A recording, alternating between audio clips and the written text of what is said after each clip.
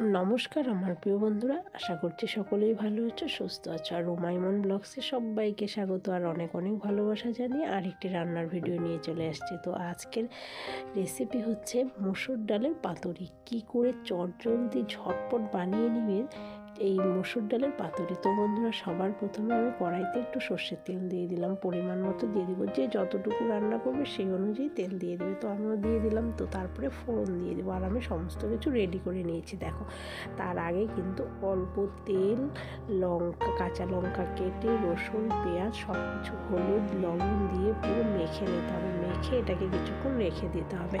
তাহলে কী হবে বলো, এই মাখাতেই কিন্তু রান্নাটা আধা হয়ে যাবে। তো দেখতে পাচ্ছ আমি একে একে কিন্তু সব দিয়ে দিলাম।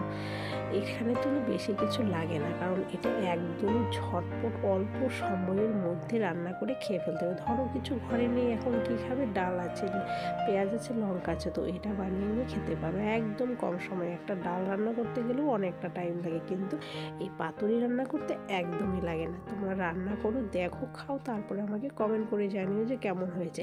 আর এটা কিন্তু আমার মাখা হয়ে গেছে। আর এদিকে দেখো তেলও গরম হয়ে গেছে। তো আমি ফোড়ন দিয়ে দিলাম একটু জিরে আর শুকনো লঙ্কা। অল্প তেল দিয়েছি, বেশি তেল দিইনি, যতটুকু লাগবে ঠিক ততটুকুই। তো দেখতেই পাচ্ছ আমার ফোড়নটা কিন্তু হয়ে আসছে। তো এটা হয়ে গেলে আমি দিয়ে দেবো মসুর ডালের যে সমস্ত কিছু রেডি করে রেখেছি, তো ওটাকে আমি দিয়ে দেবো কড়াইতে। দিয়ে তারপরে তো কিছুক্ষণ নাড়াচাড়া করতে হবে, না কি বলো বন্ধুরা?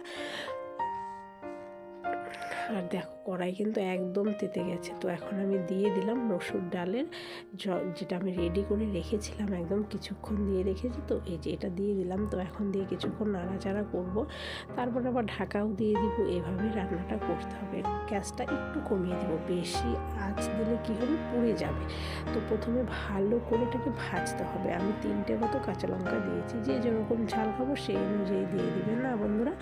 তো দেখতেই পাচ্ছ কিন্তু অনেকটা ভাজাভাজি হয়ে আসছে। তো তারপরে আমি আরও একটু জল দেবো, তো আর একটু ভাজা হবে। তারপরে বেশি কিন্তু গ্যাসটা বাড়াবে না, এটা কিন্তু আমি বারবারই বলছি। কেন বলতো, গ্যাসটা যদি আগুনের আঁচটা বেশি হয়ে যায় তো পুড়ে যাবে, ভাজাটা ভালো হবে না। তো এটা কিন্তু ভাজাতেই মোটামুটি অনেকটা রান্না হয়ে যায়, আধা রান্নাটা হয়ে যায়। তো দেখতেই পাচ্ছ এখন ভালো করে ভেজে নেড়ে চেড়ে একদম সুন্দর করে নিয়েছি। আর একটা সুন্দর একটা গন্ধ বেরিয়েছে। কিন্তু রান্নাটা যেহেতু আমি করছি, তো গন্ধটা তো আমিই পাচ্ছি, না কি বলো বন্ধুরা?